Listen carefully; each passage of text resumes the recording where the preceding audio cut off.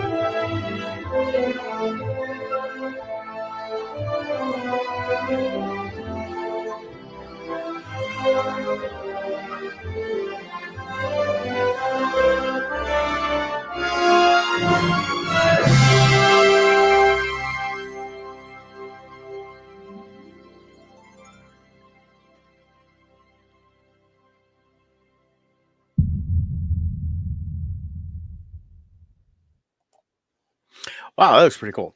From what I can gather from the stuff I've seen so far, that it's going to take place in set in 1920s Paris is what the initial land is, like Fantastic Beasts. So I assume they do some changes because Fantastic Beasts sounds like it's not going forward past the 3 movies they've done. The other part is going to be the main ride is a Ministry of Magic ride to actually go through the Flu network there in Paris to London's Ministry of Magic, and that's where the queue is. And you're going to be in the queue inside that what we saw there, the Hall of the Ministry there. And then the ride, from what I can gather, just from the couple of pictures they shared, it looks like it's going to be similar to the Forbidden Journey one that they have in the castle ride. So sitting in, looks like benches instead of like a 4 cross, it looks like a bigger bench seating. From what I can see, it reminded me a little bit of the Tower of Terror seating a little bit. I don't think this is a drop ride. I think this is going to be through the magic, through different things. And with that images there is the trial of Dolores Umbridge. Now, Dolores Umbridge was in the last couple books of the series and movies, and she definitely is not a nice wizard in that. So I assume this is all taking place post Deathly Hallows, so it should be pretty cool. And Scott's joining us. Yeah. Hey, that's we had a phone call there. Yeah, it's funny. I'll have the whole morning just fine, and then like 10 minutes before the show starts is like some critical call happens, like and I can't say no. I have to. Long story short, I'll be quick. This will be the quick little. Yeah. Sorry for interrupting. No, it's just sometimes transactions can have a lot of problems, and no fault of anyone in the party itself, but due to townships and legal descriptions and boundary lines and things like that. So anyways, we've got one with all kinds of stuff up in the air right now. So been juggling a lot of balls here. No pun intended with our probable Deadpool talk later on. Well, we always go AC/DC. Scott's got big balls. They've got big balls. So anyways, you want someone to know how to juggle a lot of balls? Give me a call. It's got to be juggling. Yeah. Yeah. So, I was talking about the new release this morning. They just released a new trailer for the new Epic Land Ministry of Magic, Harry Potter world down there. It's going to open in the new Epic Park when they open it next year. Oh, so this is a ride? Yeah. Well, it's a whole new land. They have they designed the land to be Paris in 1920s. They were of course going with the Fantastic Beasts motif for that outside. It looks like they're going to have, when I read online, they're going to have a French restaurant, a couple other places. They're going to have, it looked like it was like the outdoor fair that was kind of going on in I think the second Fantastic Beasts movies. They spent a little more time there. And then the ride itself is you actually go and hit the Flu Network and you go to the Ministry of Magic in London. Now, here's where it makes it interesting on how they're really theming everything.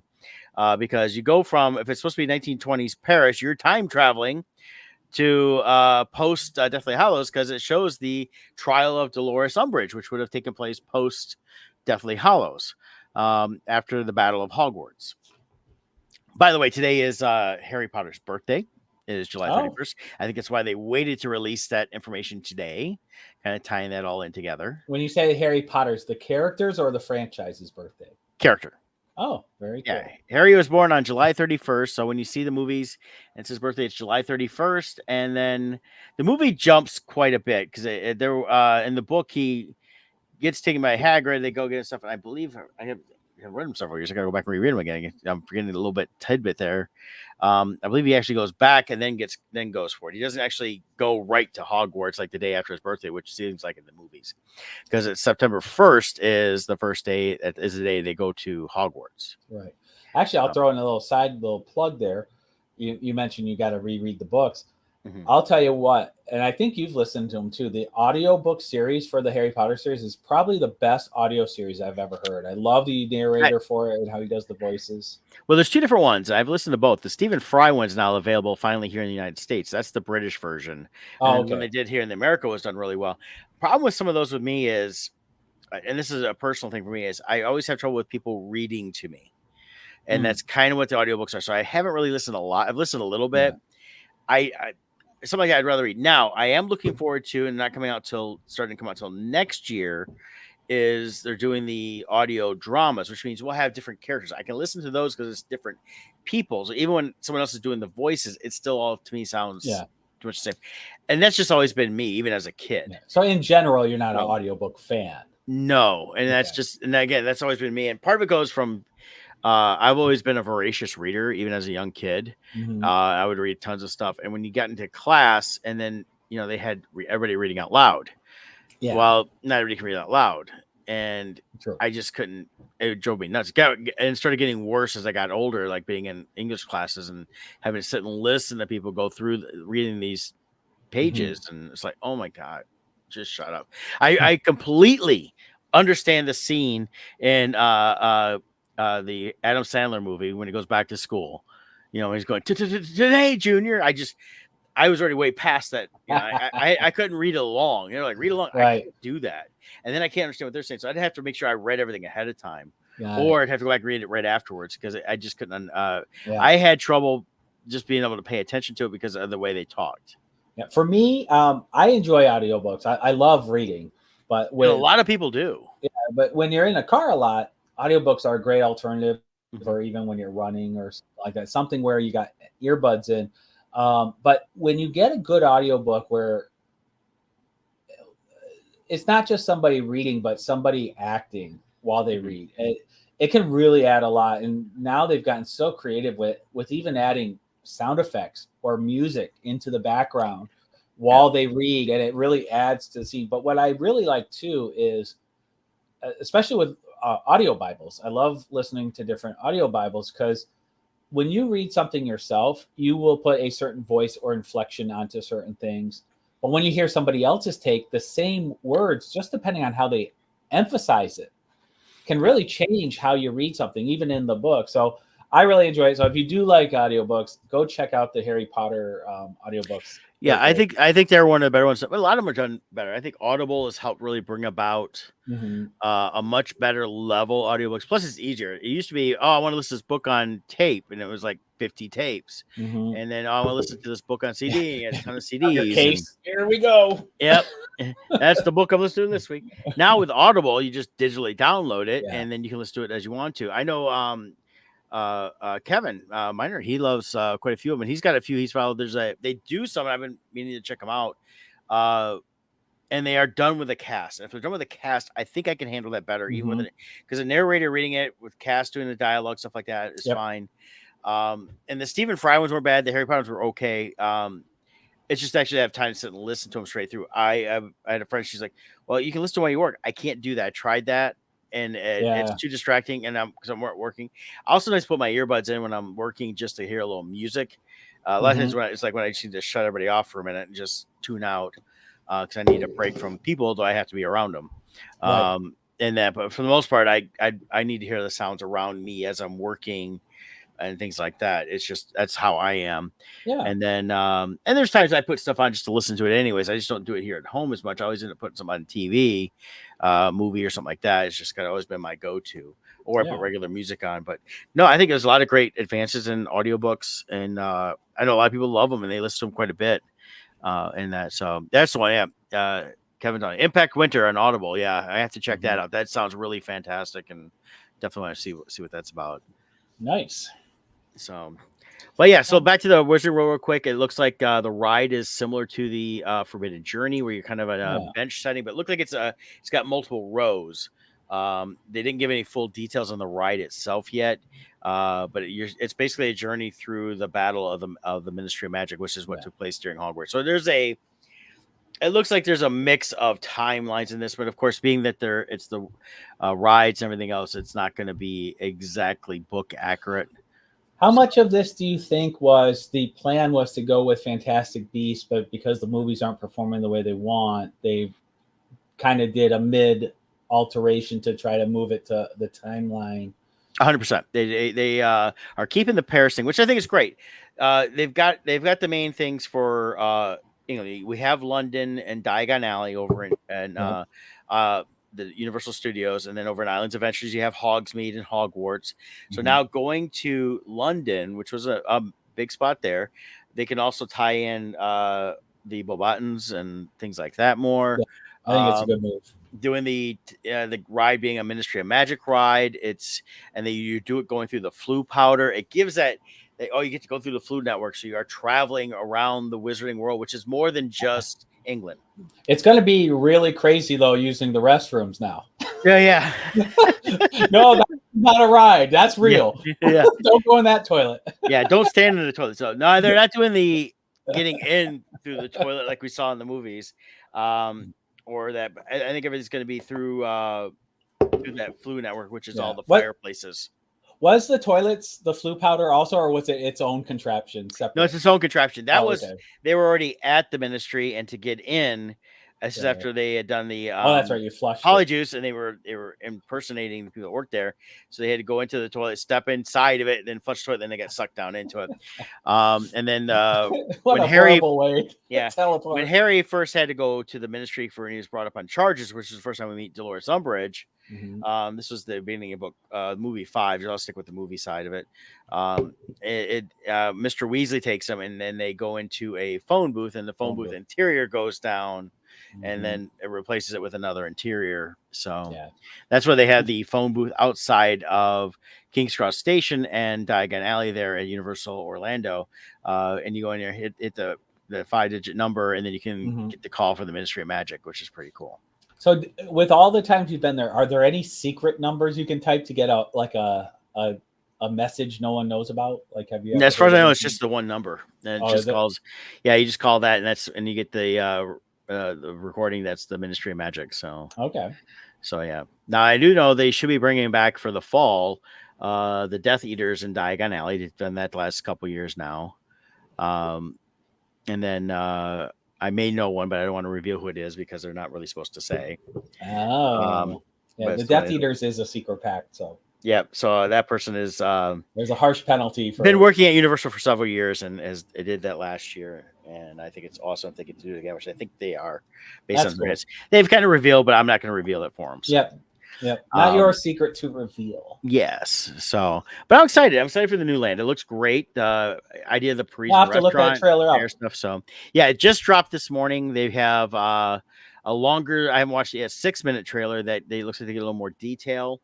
I'll be watching that later. I just pulled up the initial 2-minute trailer that they have where they do a quick fly through, and they got all new. They're gonna have all new wands, all new interactive magic. So there's gonna be a lot of cool new stuff there that they're gonna be able to do with. And I'm waiting to see what else they do because I'm sure there's gonna be a lot more they're gonna reveal down the road along with the other lands they've done. I think that Epic's gonna be cool, and hear a lot of rumors. There hasn't been anything released yet on actual dates. One of the rumors was that they're not gonna allow that you have to buy a 3-day pass, and then you can only go there one day, and then the other 2 days for the other park, which is ridiculous. But that's again a rumor that already Universal came back and said, "Hey, we didn't say that. That's not us." But do you know where it's going to be located? Oh yeah, they're building it. You can see it. It's not far from the other parks. It's over on iDrive there. Is it its own park separate? Yes. Fully? Yes. They will have bus transportation between all the parks. It has its own hotels, 2 giant hotels that'll be around it now. Do you think they'll do something where it's an interactive ride like they have with the Hogwarts Express? Do you think they'll create something to go there? No, at this time, no. It's going to be you get there through the either you drive there and park or you take the Universal buses. I propose the magic catapult, and you just get launched. It could be a slingshot ride. No, that's launched over the highway. No, that's how you get out of the How to Train Your Dragon area. You have to take a catapult out. So no, right now it's going to be the normal transportation. They haven't announced anything special. I don't see them doing any like the boats over because again, it is on the other side of I-4 from the other parks. But the main thing is going to be, they have the hotels right there, and I think what it is they'll have the transportation, but similar to Disney, they got their parks spread out. Okay. So they will have direct transports from one to the other. They've got the roads. That's why they've been redoing that whole area along I-4, changing up. They changed all the overpasses, Kirkman Road, all this other stuff around there to open up travel to and from all the different places. I have a solution. Underground, and then you can do the mines, the goblin mines, going from one park to the other underneath the highway. Well, to get to the other one. Yeah, like everybody wants to go under that swamp water. I think it's going to be interesting what they do. I think it's like I said, right now it's mainly going to be, I think, the buses, but then I could see them doing something special down the road. With building something that goes there. Of course, the Hogwarts Express will never go there because the Hogwarts Express only goes from London to Hogsmeade. So it would not make sense to have it go to London. But they could do a balloon ride. There we go. Hey, here's all these balloons crossing over I-4. You know, they make it like the what they have over at Disney now, which is they have the air stuff going, Skytram and all that. What are the dead horses called? The Vestrals? Is that it? Well, that really dead horse is a different animal, but yeah, they're Thestrals, yeah. Vestrals, yeah. So you see people going across, like, what are they on? Well, the problem is cool. is they need to perfect actually flue powder, and then everybody can go over that way because that's how they got there in the first place. So yeah, just not the toilet method. I don't want the toilet method. Don't want the toilet method. No. I won't trust that. Yeah. No, not at all. So what happens if while you're going down, somebody comes in and is like, "Oh, I'll use this one." Yeah. Is that all coming down with you? Pretty much, yeah. Oh, cool. Well, and you're back from your grand adventure. I am back, still tired. I'm sure it'll take me a month to recuperate, and I don't have time for that. So, after our grand adventures, we talked a little bit last week about getting our out trip there. out. But once everything's out, after we talked to you guys last week, we went and grabbed some Hash House a Go-Go. Had a great breakfast. And got to make it out to Ocean Beach. Go there. Yeah, we stayed out that way, which was nice. Yeah. That's where the Airbnb was. That was my first time in that area. I liked it a lot. Yeah. Definitely would go out there again. We went back a couple times to that South Beach bar grill. Mm-hmm. I mean, $6.95 for 3 fish tacos. You can't beat it. Plus that California prices. $6.95 is like pennies. Yeah, we went. Kevin and I went back on Monday, so we went twice. The second time we split the $5 for $5 carne asada tacos. They're all like the street taco size. Mm-hmm. But they're packed. They're densely packed. And then we each got the 3 fish tacos. It wasn't even, not including drinks. I mean, that's under $20. Yeah. You can't beat that. Yeah. We just, last night, Jill and I ate at Taco Bell. Yeah. $22 for our order. Yeah. At Taco Bell. Yeah. I used to take $5 to Taco Bell and feed a family of 12. Oh, yeah. Yeah. In wrestling, we would have a carload of wrestlers after the practice. We'd pull up. We would get a mound of food, and it was under $20 for this giant mound. Yeah. Well, it used to be you go get the tacos. It'd be like 10, 12 tacos for like $6. Right. And you could come in the big box, carry like a big long box. So but it is what it is. But yeah, a couple good places we ate it. We went back to Fernside only once, which is a place we found a couple years ago. Really like that place a lot. They don't have the $20 special anymore, but still, it was a $16 for a burger and waffle fries, and a beer was only $8. So for San Diego prices, $25, you got a full meal, and it was a huge smash burger. It's just great. You know what it is? It's California went through the roof a long time ago with their prices, and it's just the rest of us are catching up now. Because it used to be $20. I remember 10 years ago, Kevin and I, we stopped at one of the places in the Gaslamp district, and it was like $20 for a burger. It's like, wow, this is expensive. But now $20 for a burger is like, you go to Five Guys, you can spend $20 easily. Five Guys has gotten ridiculous for what their prices are. I used to I haven't been to Five Guys but once in the last year, and I used to go a few times a year. But it used to be like, I can go eat. I expected to spend between $12, $15 for everything, and the burger alone's $12 now. Yeah. And it's not as good as I remember. They've changed something on that too, and the fries are still fine, but I went there. I was like, I'm just not thrilled, and right. And then I rather just make it at home anymore, cost wise. But yeah, we find some decent places there, and there's sometimes you spend a little money. I mean, Hash House is not going to be cheap anywhere you go, and they never really have been. But you do get you get 20 pounds of food. We had Kevin had gotten the tenderloin Benedict. And then I had gotten the meatloaf hash, which I like. And I always want to get something different, but we go there once a year, and I end up getting the meatloaf hash every time because I love it so much. And it's so good. So like what you did when you did with us when we were there 5 years ago, we had leftovers. So the next morning, we're making up breakfast. Kevin's making up some eggs. Takes the tenderloin. I was like, chops it all up. He's cooking that up with the eggs. And he goes, "Wow, there's a lot more here than I remember." So we just shared that. Right. And then we still had some of that left over. So Kevin ate that the next day when I ate my meatloaf hash left over, mixed with some eggs. And then we cooked the rest of the weekend at home. Price isn't that bad. You got 3 meals out of it between each of you. So that works out good, and so you get a good amount of that. And because we ordered in groceries, and nice thing is having shipped is through Target, you get in-store prices. You have to tip, of course, afterwards, as you should. And I did tip the gal, and that, but we had ordered our eggs, everything else. And so we didn't have to go finding a grocery store. Well, that's the other Um, benefit to how we always travel is we get an Airbnb. We don't stay right in the downtown, but you save so much money, but you get like a whole place to yourself. yeah. You get you can buy groceries. You have a full kitchen, so you can put them in the when you're there for 6 days, you save so much money shopping and putting it into a fridge and cooking yourself for 2-3 meals a day. Well, just even going to something supposedly inexpensive for breakfast, you're going to spend 15 to 20 bucks a day sometimes, Right, especially down there. We did that the year before, but we had such a cheap Airbnb. There's a trade off. It right. wasn't bad. And a couple of mornings we were going in, we'd hit like this one little corner bakery place. Knew that from Denver, and it's kind of like it's a nicer version of Panera in some ways. They do similar to that. Or we hit the Dunkin' Donuts one morning and got a couple sandwiches that way, and that wasn't too bad. Right. But I mean, you have to, just like anywhere when you travel, just have to learn where the good food is, Right. plus the good / not as expensive food. Hmm. And when we went to that, the only thing we didn't do, and Kevin's friends Jason and Michelle that were staying with us, they did this. They went back to the South Beach as well. After we'd been there, we were at the movies, and he mentioned about getting the lobster taco, and I almost got it. It was like $10. But he said it was a whole lobster tail in this What? one taco, Holy and it was moly. huge. And she got a chicken one, and it was a huge chicken taco for like $6. So Wow. this place is, you got to find the local places.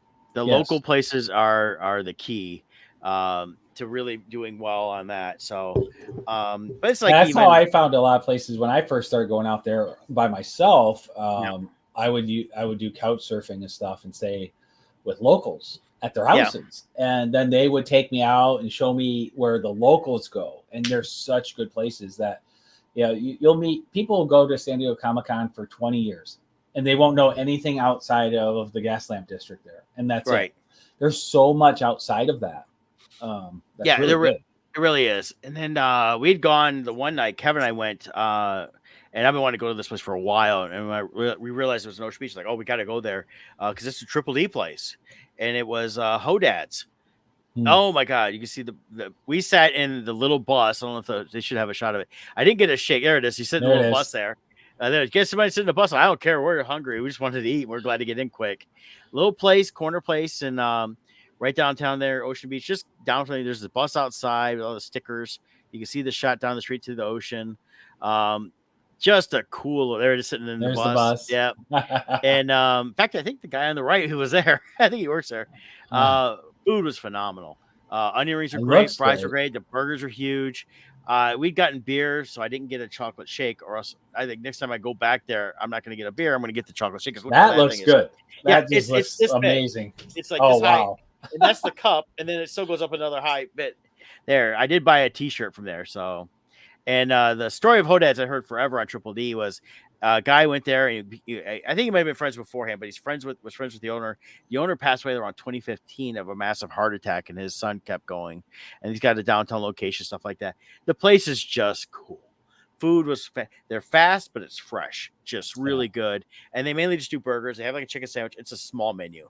So Right. not trying to do too much more than what that is. And I love places like that.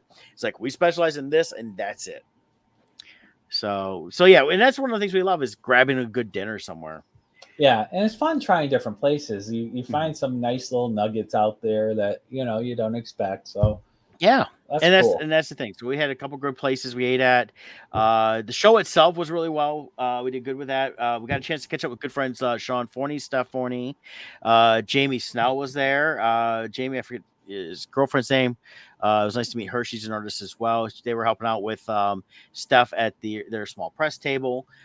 Sean and then Nate were over in each at Artist Alley tables. And so it was great to catch up with all of them because I haven't seen them in a while. As far as the show itself, did it feel like everything? The show itself, Scott froze there a second. It looks like the show itself felt like it was more back to normal. So the only thing I've seen people Oh, complain about. Are you back? I'm back. Yeah. So I So was asking, did it feel like everything was back to normal? that's what I was just saying. It does. The thing that was I saw people complaining about. Of course, everybody's got to complain. They felt there wasn't enough interactive exhibits on the main floor. There was mainly just stuff selling. It's like, yeah, the last they haven't done really in the last couple of years. I think we may see those come back, but at the same time, a lot of places, everybody's all clamoring for exclusives. They want this or that. I will say the cool thing was being that we both had pro badges and we were sharing a space. It gave us both the opportunity to go and enjoy the show at times and plan for things we wanted to do. Kevin did get the signing with the Tracker. I don't know if he's just the main guy from the Tracker. And then he had a great time with that. That was part of the Portal exclusives. But in the show, you could go to different booths in the morning and get a wristband. So he went one morning and hit wristband for one signing at Darker. Said I should go back there.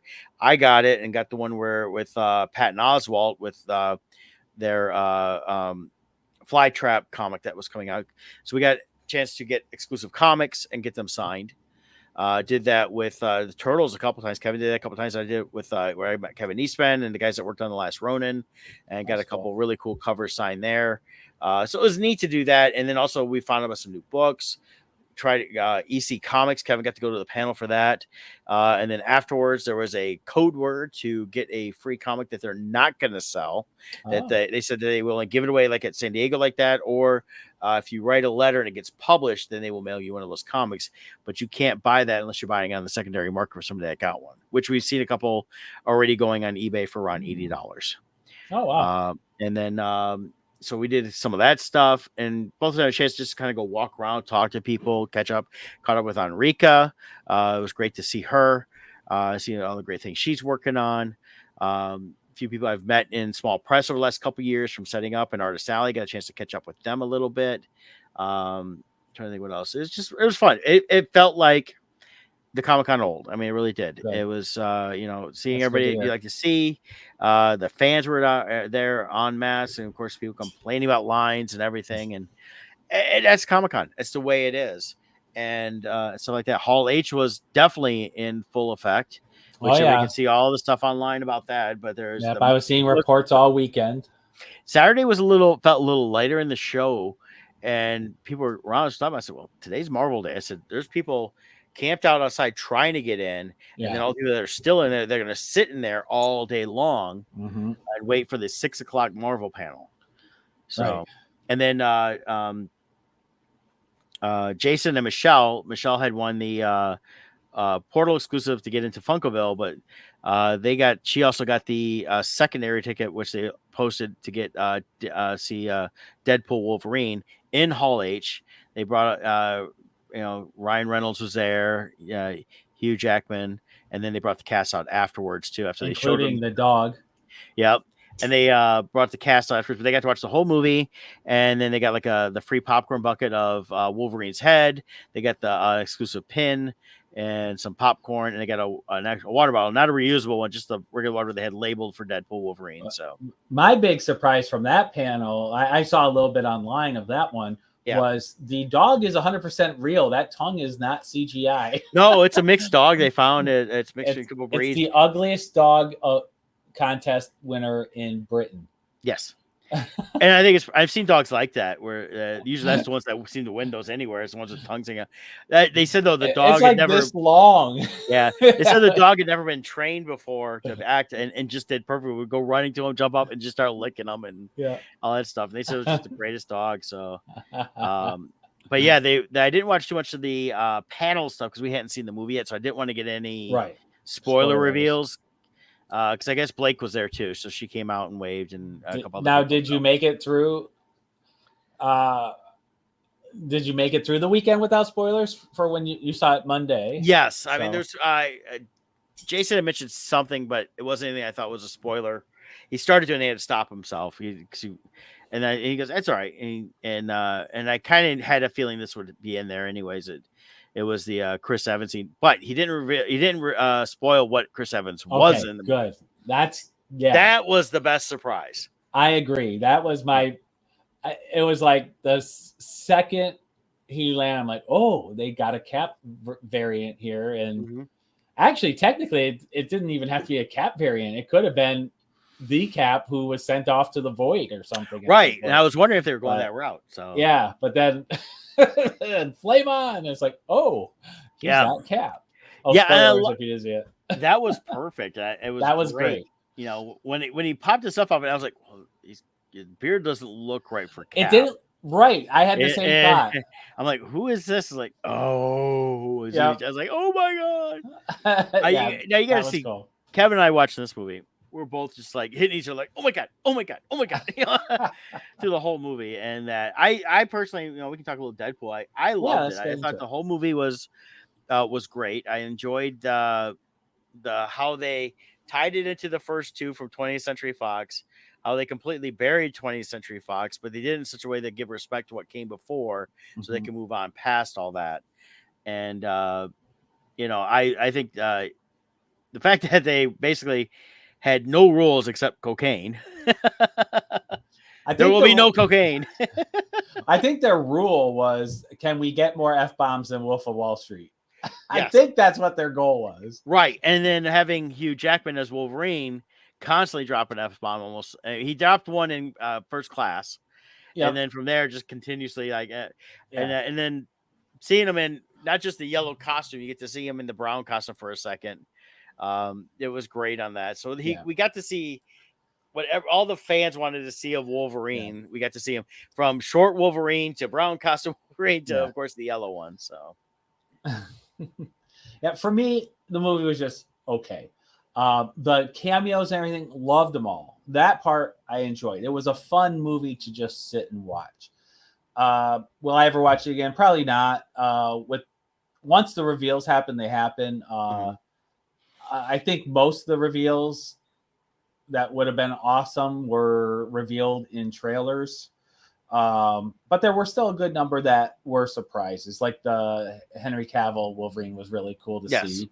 That was cool. So I enjoyed the movie just as a standalone. But you strip away the cameos, all this is a 2-hour long fight with F-bombs. And as Ryan Reynolds describes it, a paper-thin storyline comparable to Battlefield Earth. It wasn't a deep storyline, but the one thing it did, and how I viewed it at the end there is when they fix his timeline, as they were saying, "Oh, we fixed your timeline." When she showed the timeline, there wasn't the branches there anymore.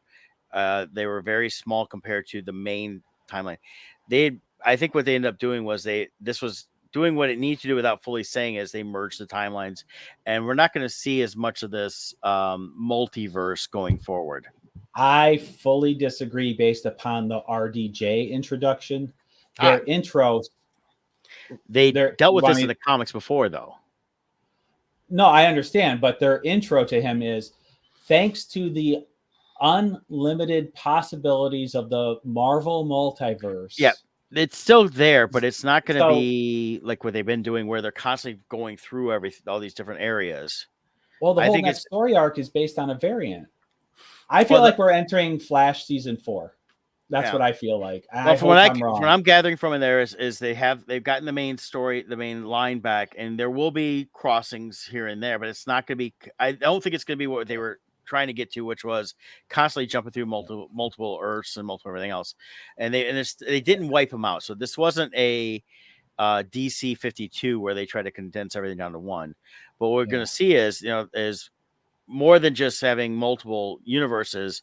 The timeline is going to be different. They're taking the Fantastic Four to the 60s, but they set this up also to deal with the comics where Victor Von Doom had basically switched brains with Tony Stark and then wiped Tony Stark's mind. And then Tony Stark became Dr. Doom, thinking he was Victor Von Doom. And I think that's what we're kind of seeing here. Correct. So we'll see. We'll see. There is no, here, let's put this up so they see the timelines merged. I didn't see anywhere where it said the timelines merged. I didn't see that at all in that movie. He physically went back to his old timeline, and he didn't go to the MCU timeline. So we'll see. Time will tell. I really hope they're not. I don't think they learned from it. Even Deadpool gave a little speech about how overused the multiverse is. And I think a lot of that was them recognizing it and allowing it to be made fun of. And we're going to start seeing first with the Captain America. It's going to just be a movie about that era and that movie. And they're not going to be trying to anything. And they're going to constantly, and they're not going to try to constantly cross. Because originally, the original phase in this wasn't even so much multiverses as it was supposed to go cosmic. Right. So, but we'll see. I hope you're right. Yeah.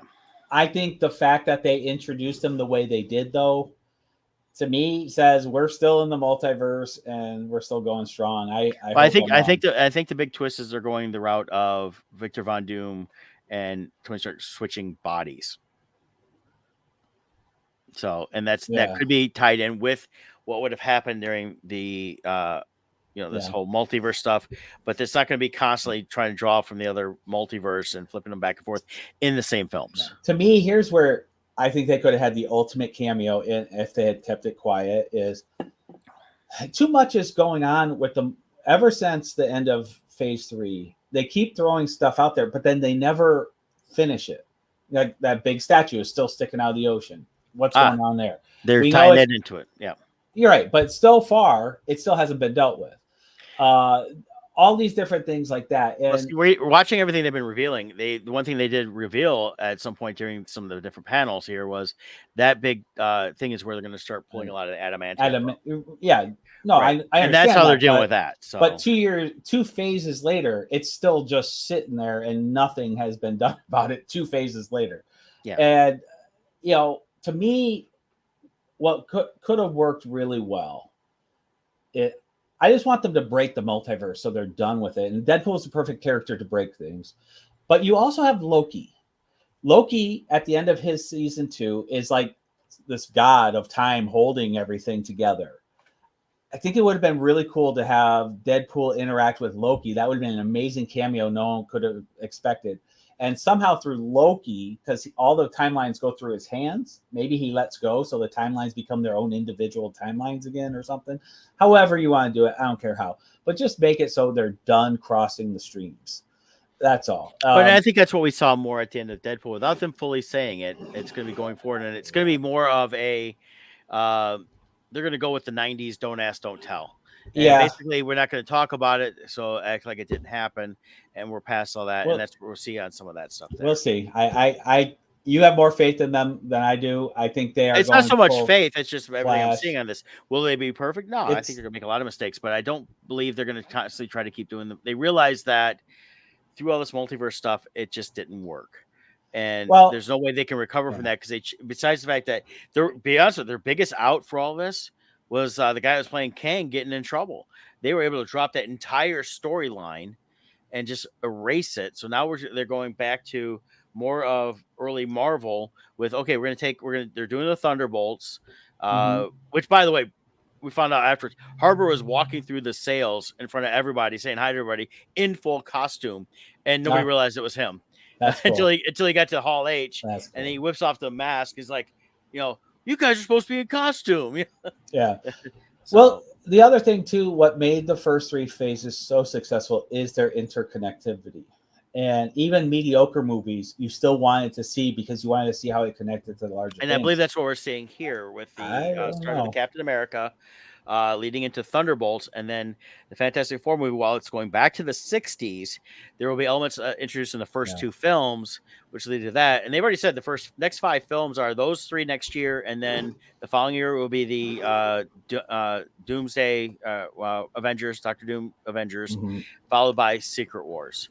So they're kind of moving in that direction. And the thing about Secret Wars is they now have a little more things they can deal with and get back on the whole scroll aspect of if they want to go that route. They screwed up the scroll storyline. I hope they're just done with them. But I think they're going to go completely different with that. And I think that's what's tied into the Doctor Doom. Eventually we'll get a flip on that. And they want to do fan services. Everybody hates that word and term, fan service. But what it is there's so many fans that are very vocal online. They've been wanting Iron Man back. And I think that they realize they can't, if they go the Iron Heart rate, it's not going to work. So they are looking to go this route. And I think we may see speculation, unsubstantiated. We could see through Secret Wars them handing off the Iron Man mantle. Yeah. Well, we'll see. We'll see. It came across as desperation bringing RDJ back for Doom. Well, I think it's fan service. I 100% too, but I think it backfired based on the polls online. It's I think they're going with the comic stuff where they did the mind swap thing, and I think that's what we'll see here. Oh yeah, I think that's where they're going. Then I could see them flipping it back around, and yes, because there is still technically will be a multiverse. It's the one died, and this other one here is coming from somewhere else. But during this whole Deadpool thing, a lot of stuff got pulled in. Yeah, well, we'll see. Yeah, so we'll see. I'm pessimistically optimistic right now. I've lost faith in Feige. There's no franchise that has ever survived time. They get trapped in their own time loops or multiverse things, and they always go down this dark hole over and over. Like even Flash, like end of season 2, or it's like, okay, we're done with that. I'm like, oh, thank God. Okay, we're back on track. And then 10 minutes later, he's like, oh, I gotta go back in time again. It's like, oh, okay, no, you didn't learn anything. Well, and that's what we're waiting to see. If Marvel gets these movies going, and then it's constantly we have to go back in time and change something. Right. We have to or they have to break away from that. Then it's going to suck. But if they've already set this up where it's come in, it's happened, we're past all this. So there's like, okay, we're not going to say that nothing happened between this time, but now here's what was the end result, and we can go forward with just telling a good story. And I said, I like the trailer for the new Captain America. I think it's more of what these movies should be. Is this looks like its own movie. It's not about trying to break all these walls and different multiverses and things open. It's about, we have a story here we're going to tell. Yes. And I mean, they pretty much keep revealing Harrison Ford is going to be the Red Hulk, but I keep thinking that might be a red herring. They did not show his face. No, but they acknowledged it in the Marvel panel several times, him as Red Hulk, and he probably is. But sometimes I keep thinking, okay, I think there's a red herring there with it, which would be interesting to see. And then he's not, and they kind of acknowledge it. As you'll notice, he's not here with the cast of Thunderbolts. They said that in the panel, so it's so and Thunderbolts are supposed to be something with Thunderbolt Ross. So. Well, and here's where they could easily get around it too. I don't know enough about the comic version of Red Hulk, but it is supposed to be Thunderbolt Ross, and they could easily make it where maybe he doesn't change back to human form, so they can always do maybe he sold the rights to his CGI look, and they can keep doing Red Hulk as a CGI character without Harrison Ford present. And that's possible. It was nice to see him actually seem truly excited about playing the role.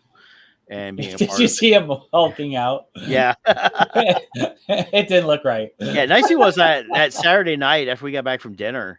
I popped up YouTube, and the entire panel was up there except for the clips they showed. That someone edited out the clips. Yeah. Because they asked them not to show those clips. I'm sure they're all up on YouTube now. Yeah, I'm sure somebody. But so we watched the whole panel with the reveals and stuff like that. And I am hopeful that they're gonna break away. We'll see. As far as Deadpool though, love seeing Wesley Snipes back.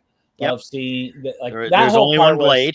that whole part was a surprise, which was good. I'm glad they kept that whole Jennifer Garner back as Elektra, and then he mentions Daredevil. He died. Oh, I'm sorry. She goes, that's not a big deal. Yeah. It's like, oh, ouch. Yeah, that was a big slap to Affleck. Affleck, yeah. So there was that, and then Channing Tatum as Gambit. Finally got to play Gambit. Yeah, he did a nice post. Yeah, thanking Ryan Reynolds for making this happen. Because that's a dream character. He's a huge Gambit fan. So he's tried for years to do the Gambit movie. Yeah. So, but and he was all right. It was fun. I liked. I'm not gonna say what he said about how ready he is, but yeah. I thought the twin of Professor X, what was her name? Clarissa, or I forget her name, but that was an interesting bad guy. I liked her. My biggest not happy thing about the movie from a cameo standpoint was how lame the fight was between Wolverine and Sabretooth. It was a half a second long. That pissed me off. Oh, we had that in Wolverine Origins, though. We had them. But like Deadpool said, people have been waiting 10 years to see this. Yeah. Give me something, not just a stupid run by. That's it. I was so mad. I'm like, once they revealed Sabretooth was in it, that was going to be the highlight for me. And then I was hoping for a Hulk one. Now, we got a half a second one, but it was funny though, because he turns around and the blades is like, oh, geez, so he's looking for all the Wolverines. could we have a Hulk versus Wolverine movie coming up? They can happen. They speculated at that, and Yep.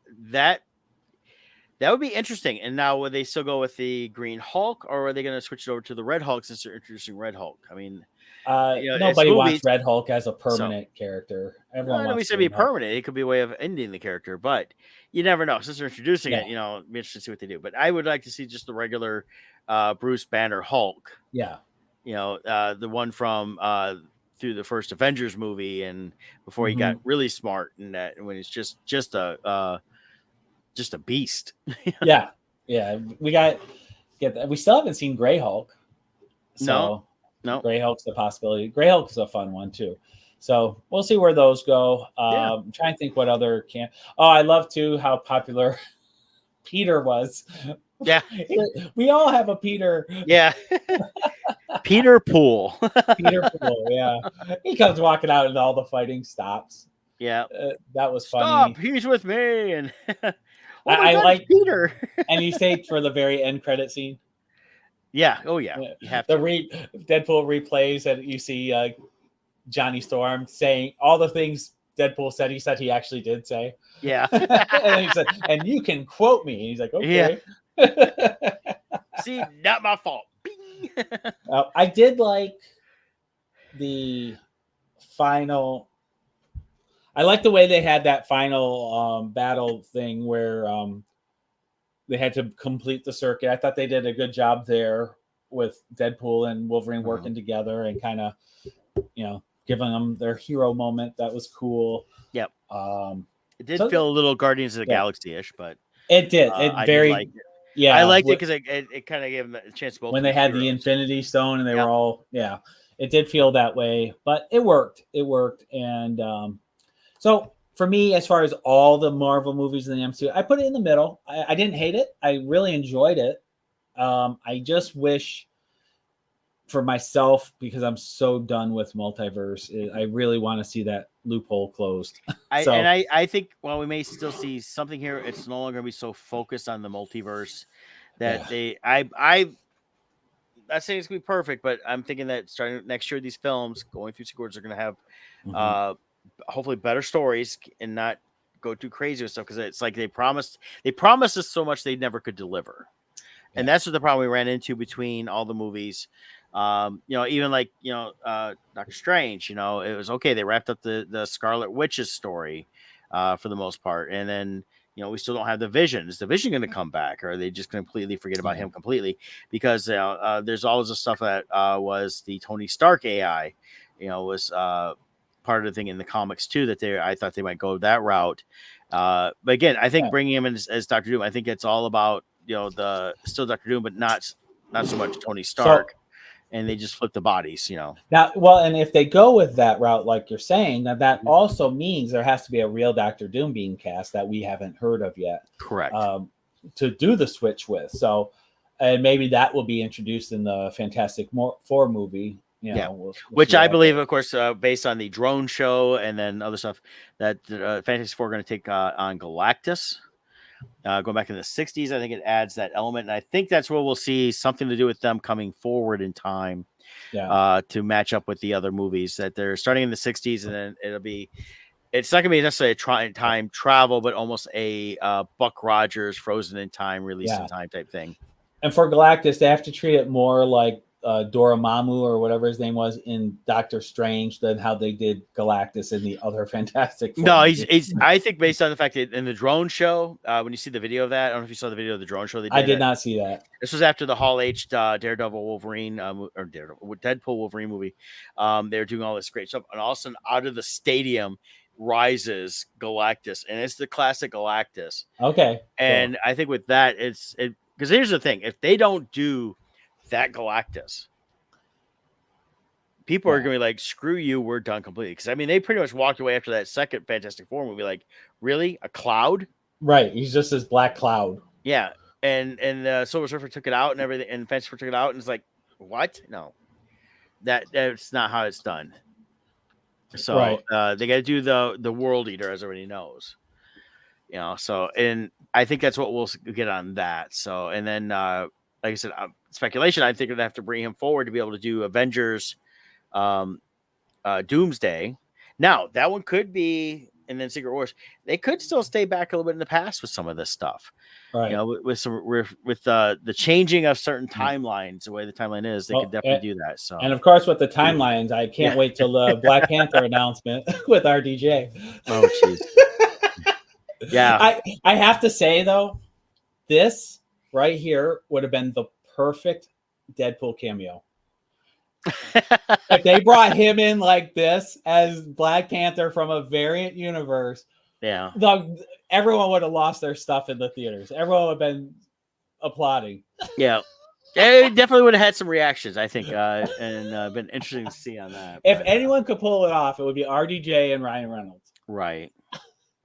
So, but yeah, so I saw that one too. That was funny on that. So, but yeah, I mean, it was, other than really the Marvel stuff, a lot of the other stuff that came out was nothing really that was making big news. Here's the news that came out this morning that I'm baffled by. Yeah. The headline said that, and who knows who these fans are. Fans are outraged at RDJ casting for whitewashing the Doctor Doom role. Hasn't Doctor Doom always been white? He's Romanian, isn't he? I think that's, again, there's always going to be somebody from now on till the end of time that will have something to say, like we should recast it as insert whatever you want, as long as it wasn't the person that it was before. Doctor Doom's always been white. The thing is, we don't have to always go that route, and there's other great characters that can be created or changed over if they want to have a different, race or gender or whatever.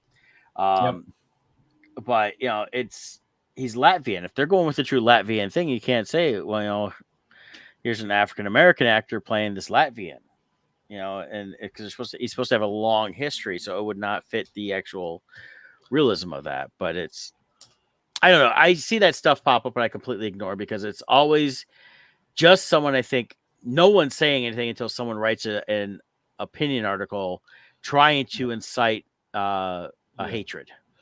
Yeah, and Latvia is Northeast Europe, not really known for their dark skin. Right by Finland. Right.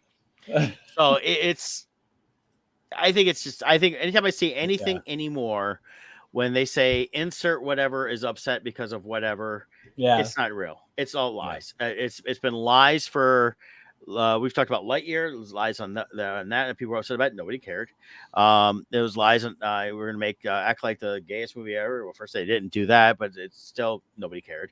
And it's more trying to create, I think it's just trying to create, just this constant hate debate. Yeah.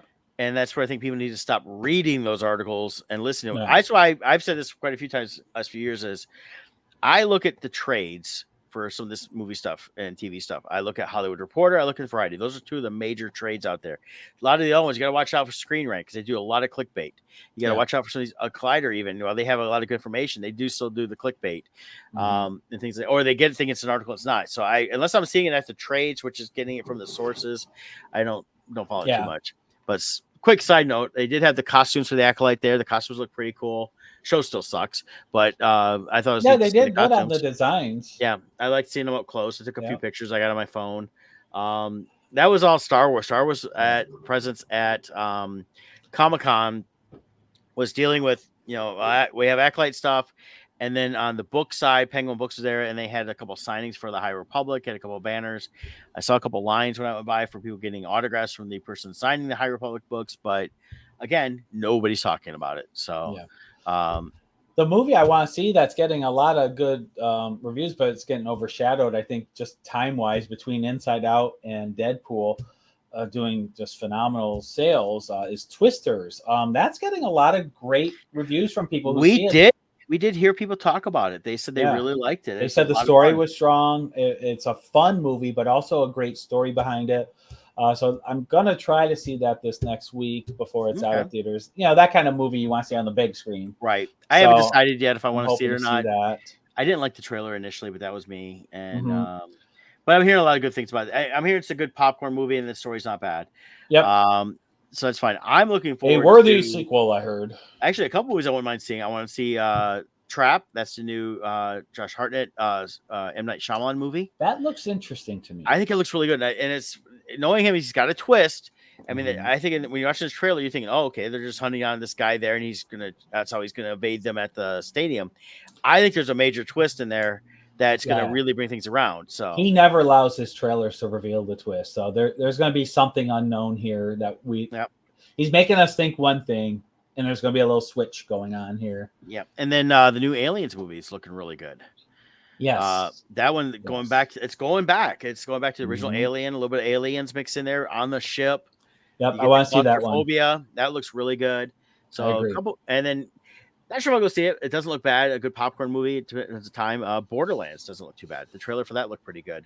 It looks like it's gonna be just a good fun popcorn movie. Yeah, it's definitely gonna be sounds like it's gonna be in the same vein as the one we just saw on streaming there. What's the one the series we just saw on Amazon? Oh, you talking about Twisted Metal? No, because they're both video games. So the one with the happy guy logo, and they were in the vaults and the wastelands, and you're talking about Fallout. Fallout, thank you. It's going to be very similar to Fallout, I think, as far as like comedy and outrageousness. But yeah, I would say if you had to compare to something, it's going to be kind of a mix between Twisted Metal, Fallout, and just a normal shooter. Mad Max. And Borderlands is based on the series of games anyway. So so that's what it is, and it's got that whole post-apocalyptic scenes and all that. So so that doesn't look too bad. So it's actually a few movies starting to come out that I'm like, wow, I've actually got a couple movies I'm actually getting excited about. So things like that. But yeah, overall though, Comic-Con was a good success for us. As Scott posted, we have the trades. So yes, they are in. So you got to see your nice little stack of So I'll be sorting those out. I got to send one out for so far. If not, if I don't get any more orders between today and tomorrow. But we did have one person order. But I did sell several sets of comics at Comic-Con. Yeah, and we will have them in Tampa and going forward as long as we have stock. And if you supported the Kickstarter last night, I got all the reward packages packed and labeled. So I'm going to go to the post office today and drop them off. So as of today, everything should be out the door. Fantastic. Yeah. So you guys waited a long time. And as a thank you for everyone who supported the Kickstarter, we had a preview edition of the bonus content for the graphic novel. I call it issue 1.5. It's just the line art for the panels.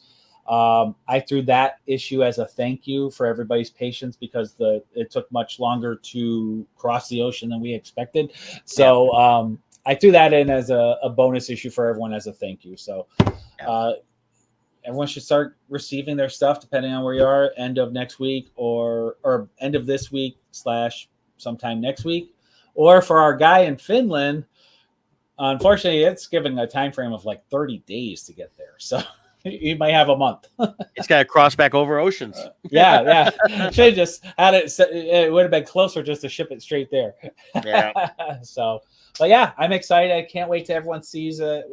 We worked hard on this over it took 4 years to make this book. And the quality is there. So now we have them in hand. So Brett and Kevin, you guys will be at Tampa Bay next for your next show. Yep. And you'll have books there. Yep, we'll have them there. For people that do follow me, I've got a store set up that I have not linked to on any of my socials and everything yet. Yep. I did it strictly for Comic-Con right now since we didn't have them. We changed it up a little bit, and then I will start offering some of the books that I have available for sale there as well. Perfect. Scott's got some set up through Bardstone, I believe. So we'll have multiple avenues where you can buy books from us and get different covers and things like that, and we'll go from there because we want to make sure everybody can get it. But I'm looking forward to actually having them at a show. I think those people that don't know about it are going to be excited about it, and those that have heard about it will get it. We'll have limited copies of the original issues. I mainly have them set up as packs of 4, but if someone comes up to me and says I don't have issue 4, we'll work that out. I would think most of the shows by now, Tampa may be an exception because we haven't been there in 3 years, where they need to get 3 and 4, but we've got a few extras, and we're going to just bring a couple because we're mainly looking to sell the trades. So awesome. Cool. Well, hey, join us next week. I don't know what we'll talk about. We'll talk about some things will go there. You watching Evil? I just haven't had time to get caught up. Yeah. I want to so bad. Is it done? No, I think let me see here. They had a good episode last week. I just watched last night before I went to bed. Looks like there's going to be 13 episodes for this season. Okay. So there's still 3 more episodes. So I'm probably about 3 or 4 behind right now. Yeah, because I just watched I think it had been episode 10 last night from last week. Okay. So, and then I'll try to get caught up on that. And I think unless I'm 2 episodes behind, I could be. No, it was episode 10. So, yeah. Well, they might 11. Be on a break because of the Olympics too. Possibly. Yeah, no, episode was last week. So yeah, no, episode 11 is this week. So 11 is this week, and then so the next 2 weeks. So we got 3 more episodes to go, 11, 12, 13. And then they're supposed to do like a 4 episode thing to kind of wrap everything up. So it should be interesting to see where it goes after last week's episode, but I'm not gonna say anything. So all right. Then other than that, nothing right now. All right. Cool. Hey, we'll see you guys. Bye.